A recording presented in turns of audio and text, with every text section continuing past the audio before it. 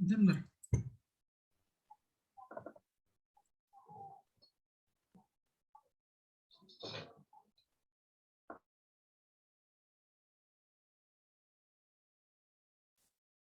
Selamat sore Bu Syarda dan teman-teman. Pada sore hari ini kami dari kelompok 1 akan mempresentasikan hasil kerja kami mengenai TRIPS Agreement dan implementasinya dalam hukum hak cipta di Indonesia. Sebelum kami mulai, akan saya perkenalkan anggota kelompok kami masing-masing. Yang pertama ada Erik Jose Sulaiman, saya sendiri, lalu ada Anissa Nabila Hamdi, ada Fakih Adiaksa Kusuma, ada Ferdi Mahindra Azari, dan Izas Al-Hadi. Selanjutnya akan dijelaskan mengenai latar belakang dan pendahuluan mengenai TRIPS Agreement.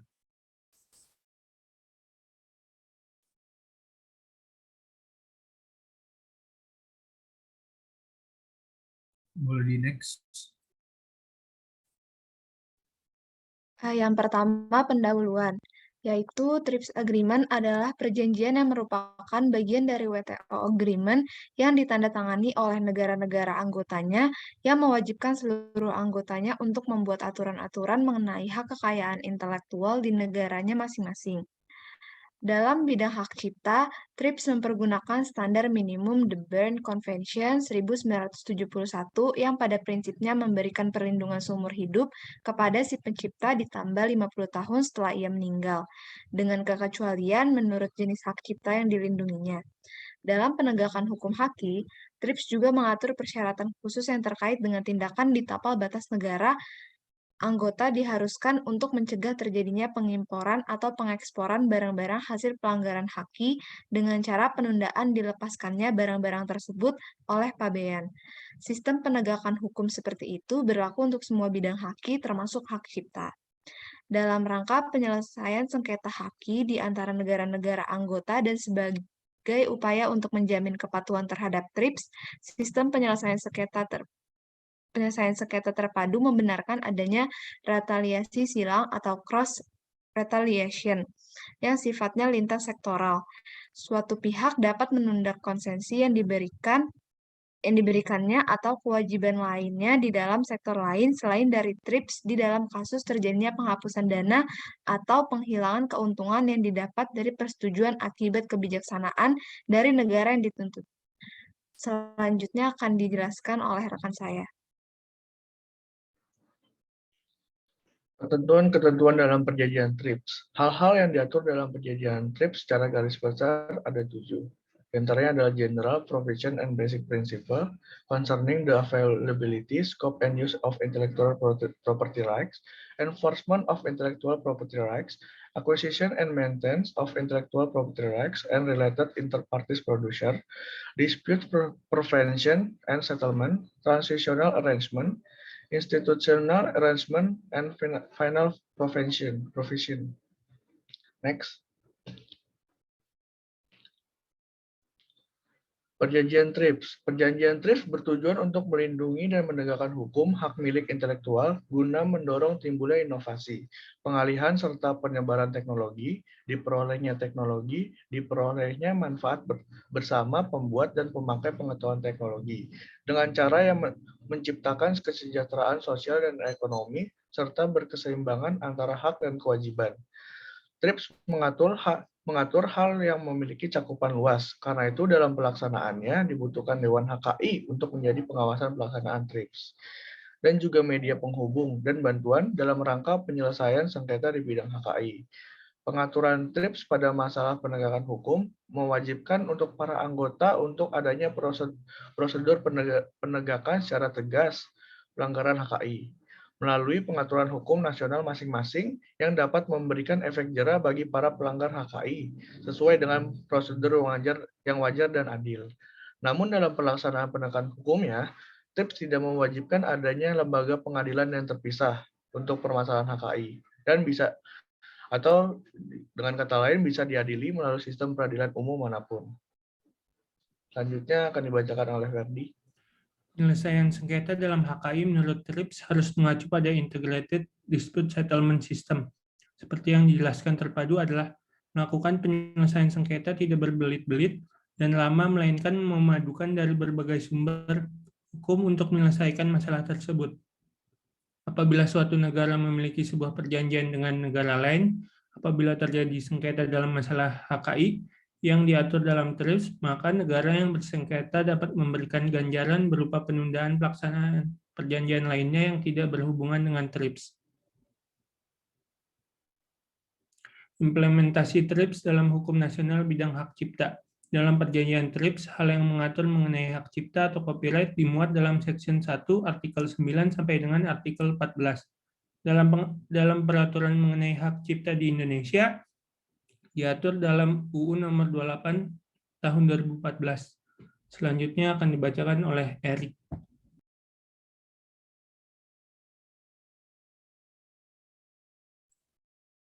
Oke, selanjutnya akan membahas tentang implementasi pasal per pasal pada TRIPS tentang hak cipta. Jadi menjabarkan pasal per pasal tentang hak cipta ini dalam kaitannya dengan hukum hak cipta Indonesia. Yang pertama ini dalam artikel 9 mengenai relation to the Berne Convention. Mengenai perlindungan hak cipta harus dalam bentuk yang diekspresikan. Hal ini diatur dalam pasal 1 angka 3 Undang-Undang Nomor 28 Tahun 2014 bahwa ciptaan setiap hasil karya cipta di bidang ilmu pengetahuan, seni, dan sastra yang dihasilkan atas inspirasi, kemampuan, pikiran, imajinasi, kecekatan, keterampilan, atau keahlian yang diekspresikan dalam bentuk nyata. Jadi dalam artikel 9 ini di perjanjian TRIPS mengatur tentang bahwa sebuah hak cipta itu harus diberikan kepada karya yang sudah diekspresikan. Dan ini diterapkan juga dalam hukum hak cipta Indonesia. Dan mengenai Berne Convention dalam perjanjian TRIPS diatur bahwa negara anggota harus menyetujui pasal 1 sampai 21 dari Konvensi Berne tahun 1971. Indonesia pun sudah meratifikasi Konvensi Berne ini melalui Kepres nomor 18 tahun 1997. Jadi untuk pasal 9 sudah terpenuhi dalam hukum pengaturan hukum di Indonesia. Lalu dalam artikel 10 mengenai Computer Programs and Compilation of Data, mengenai kumpulan data yang baik dalam format dapat dibaca dengan program komputer atau media lainnya, mengenai kreasi ciptaan ini diatur dalam pasal 59 huruf I UU 28 tahun 2014 yang termasuk dalam pelindungan hak cipta atas ciptaan. Dalam pasal artikel 10 TRIPS ini, program komputer itu yang dimaksud baik program komputernya atau dalam bentuk sumber kode dan hal-hal lain harus dilindungi sebagai objek karya sastra menurut Konvensi Berne juga. Lalu mengenai kumpulan data dalam sebuah bentuk yang dapat dibaca oleh mesin atau bentuk lainnya, ini harus diberikan perlindungan kepada kreatornya karena hal ini mencakup data atau materi itu sendiri. Di dalam pasal 1 angka 9 UU 28 tahun 2014 diatur mengenai program komputer, pengertian dari program komputer, dan hal ini juga program komputer ini diatur dan dilindungi dalam pasal 59 huruf I. Selanjutnya dalam artikel 11 boleh di next mengenai rental rights. Dalam hal memberikan hak kepada pencipta untuk menyewakan karyanya diatur dalam pasal 9 huruf I 28 tahun 2014 bahwa pencipta atau pemegang hak cipta dapat menikmati hak ekonomi, salah satunya melalui penyewaan. Jadi dalam artikel 11 ini selain mengatur tentang hak penyewaan, dalam perjanjian TRIPS juga mengecualikan negara anggota dari kewajiban ini apabila dalam prakteknya karya sinematografi tentang karya sinematografi yang dapat disewa ini menyebabkan kerusakan hak material bagi penciptanya atau bagi pemegang haknya, sehingga dikecualikan. Selanjutnya dalam artikel 12 mengenai jangka waktu, term of protection, pengaturan hukum nasional Indonesia dalam hak cipta memberikan jangka waktu perlindungan hak eksklusif yang terdiri dari hak moral dan hak ekonomi yang berbeda tergantung ciptaannya. Perlindungan hak ekonomi diatur dalam pasal 58 ayat 1 bahwa perlindungan karya yang tercantum dalam pasal tersebut yaitu selama masa hidup pencipta dan hingga 70 tahun seterusnya setelah pencipta meninggal. Sementara apabila pencipta merupakan sebuah badan hukum, maka perlindungan dilakukan hingga 50 tahun. Juga diatur dalam pasal 59 untuk ciptaan yang diumumkan dilindungi 5 50 tahun sejak diumumkannya karya tersebut. Dalam artikel 12 di dalam perjanjian TRIPS itu secara alamiah jangka waktu perlindungannya harus dilindungi secara umur manusia secara alamiah, yaitu tidak kurang dari 50 tahun dan dihitung 50 tahun juga dari pembuatan karya tersebut. Dalam hukum hak cipta di Indonesia diatur 70 tahun sehingga sudah memenuhi jangka waktu tersebut. Sementara mengenai hak moral, ini melekat kepada pencipta secara abadi sepanjang masa dan tidak dapat dialihkan, dan sesuai dengan jangka waktu perlindungan hak ciptaannya. Lalu mengenai jangka waktu terhadap hak ekonominya, 70 tahun sesudah pencipta meninggal, dan untuk badan hukum 50 tahun. Hal-hal ini juga yang telah memenuhi dalam pasal-pasal perjanjian TRIPS. Selanjutnya, mengenai pengaturan artikel 13 akan dilanjutkan oleh rekan saya. Ya, terima kasih sebelumnya untuk Erik untuk mempersilahkan saya untuk melanjutkan. Kemudian terkait artikel 13 di sini ada terkait limitation and exception. Di sini artinya negara anggota harus memberikan pembatasan dan pengecualian terhadap hak dari suatu eksklusif atau disebut hak eksklusif untuk kasus tertentu, namun tetap harus memperhatikan agar tidak bertentangan hak bagi pekerjaan. Kemudian di sini bagi pembatasan terhadap perlindungan diatur dalam pasal 26 Undang-Undang 28 tahun 2014 bahwa perlindungan tidak berlaku apabila untuk kutipan yang bertujuan bagi penyediaan informasi aktual, untuk kepentingan ilmu pengetahuan, untuk keperluan pengajaran, untuk penggunaan kepentingan pendidikan dan ilmu pengetahuan yang memungkinkan digunakan tanpa izin pencipta. Kemudian diatur juga mengenai pembatasan hak cipta mulai dari pasal 43 sampai 51. Nah, kemudian di sini bahwasannya hal yang diatur dalam pasal 43 dan 51 meskipun diatur pembatasan yang mengatur mengenai perbuatan apa saja, namun tidak termasuk dalam pelanggaran hak cipta, dalam batasan yang tidak merugikan pencipta. Nah, seperti yang tercantum dalam pasal 46, di sini ada penggandaan untuk kepentingan pribadi atas ciptaan yang diumumkan hanya dapat dibuat suatu salinan, kemudian karya yang dilarang untuk disalin. Di antaranya ada karya arsitektur, kemudian seluruh atau suatu bagian substansial dari buku atau notasi musik, seluruh atau sebagian dari database digital, kemudian ada program komputer kecuali yang diatur, yakni penggandaan yang bertentangan dengan kepentingan dari pencipta atau pemegang hak cipta. Dengan hal ini, bahwasannya membuktikan bahwa selain memberikan batasan bagi pelindungan hak cipta melalui hukum nasional, namun negara tetap memperhatikan kepentingan pencipta agar tidak ada kerugian yang ada di dalamnya.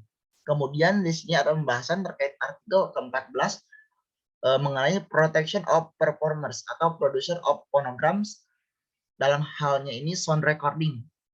Kemudian ada broadcasting organization. Nah, di sini kepada pelaku pertunjukan mengenai fiksasi karya mereka diatur dalam pasal 23 ayat 2. Kemudian dalam hal ini adanya fiksasi tersebut mengatur terkait adanya larangan juga untuk melakukan pendistribusian atau fiksasi pertunjukan dan salinannya dalam pasal 23 ayat 22 Undang-Undang 28 tahun 2014. Kemudian ada mengenai hak dari produsen fonogram dalam memberikan izin atau melarang penggunaan karyanya diatur dalam pasal 24 Undang-Undang 28 tahun 2014. Nah, kemudian dalam pengaturan hal-hal yang menjadi kewenangan lembaga penyiaran diatur pada pasal 25 Undang-Undang 28 tahun 2014 mengenai jangka waktu diatur dalam pasal 63 Undang-Undang 28 tahun 2014 bahwa untuk pelaku pertunjukan berlaku 50 tahun sejak pertunjukannya difiksasi dalam fonogram atau audiovisual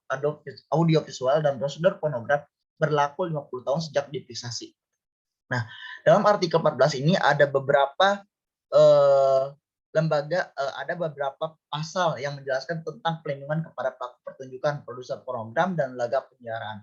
Berhubungan sehubungan dengan adanya fiksasi, kemudian adanya produser fonogram, kemudian berkaitan dengan lembaga penyiaran, hal ini mempunyai hak untuk melarang aksi yang berkaitan tanpa izin. Salah satunya mengenai fiksasi, melakukan reproduksi fiksasi, dan melakukan penyiaran ulang dengan mengirim kabel maupun dengan cara komunikasi lain kepada publik melalui siaran televisi yang sama. Nah, kemudian pengaturan dalam artikel 11 juga ini ada kaitannya dengan artikel 14 bahwasanya mengenai program komputer harus berlaku secara mutatis atau mutandis pada produser fonogram dan pemegang hak lainnya. Nah, hal tersebut sebenarnya pernah berkaitan pada tanggal 15 April tahun 1994, negara anggota telah berlaku sistem yang disebut remunerasi yang adil dari pemegang untuk mempertahankan adanya suatu penyewaan fonogram. Di sini ia dapat mempertahankan sistem tersebut asalkan sewa komersial fonogram tidak menimbulkan gangguan material dari hak eksklusif reproduksi pemegang hak. Nah, kemudian setiap negara anggota dapat sehubungan dengan hak-hak yang diberikan pada ayat 1 sampai 3, yaitu memberlakukan untuk kondisi keterbatasan, pengecualian dan reservasi selama diizinkan oleh Konvensi Roma. Namun ketentuan dalam pasal 18 Konvensi Berne tahun 1971 juga berlaku mutatis mutandis hak pemain dan produser fonogram di fonogram tersebut. Nah, dengan hal ini bahwasannya kelompok kami menyimpulkan bahwasanya TRIPS terdiri dari 7 bagian dan berisi 73 pasal, di mana dalam hal perlindungan HKI, TRIPS Agreement tidak jauh berbeda dari konvensi yang sudah ada sebelumnya, yang terutama yang dibuat juga oleh WIPO atau World Intellectual Property Organization. Nah, dalam hal penyelesaian sengketa, maka penyelesaian sengketa dalam HKI menurut TRIPS harus mengacu pada Integrated Dispute Settlement System dalam kerangka yang sudah ditetapkan WTO. Implementasi TRIPS dalam hukum nasional bidang hak cipta yaitu dalam perjanjian TRIPS, hal yang mengatur mengenai hak cipta atau copyright dibuat dalam section 1 Art 9 sampai Art 14, diimplementasikan dalam peraturan mengenai hak cipta di Indonesia diatur dalam Undang-Undang Nomor 28 Tahun 2014. Indonesia sudah mewujudkan poin-poin TRIPS tersebut ke dalam peraturan perundang-undangan ke dalam peraturan Undang-Undang 28 Tahun 2014 tentang hak cipta sehingga pemerintah Indonesia telah mengeksekusi perjanjian TRIPS dari bidang hak cipta pada pembuatan peraturan nasional dengan baik. Nah, dengan begitu bahwasannya hal ini sudah menjelaskan bahwa TRIPS sendiri memiliki beberapa bagian dan beberapa pasal dalam mengatur peraturan tersebut. Mungkin itu saja yang bisa kami sampaikan dan berikut presentasi dari kelompok 1. Mungkin sekian, mohon maaf apabila ada kekurangan dan apabila ada kritik bisa disampaikan melalui kolom komentar yang nanti akan kami posting dalam bentuk dokumentasi YouTube. Mungkin itu saja yang bisa kami sampaikan, kurang lebihnya mohon dimaafkan. Selamat sore, wassalamualaikum warahmatullahi wabarakatuh. Sekian, terima kasih.